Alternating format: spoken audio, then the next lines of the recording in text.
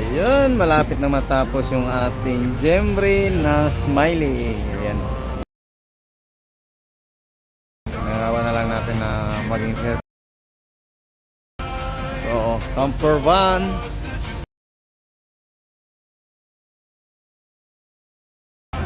The one and only. The one and only Gemry na DE64W na build natin.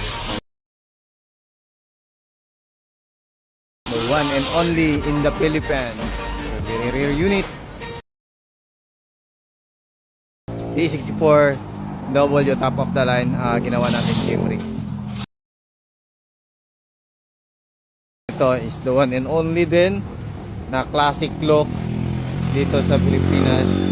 Day 17 na street seat.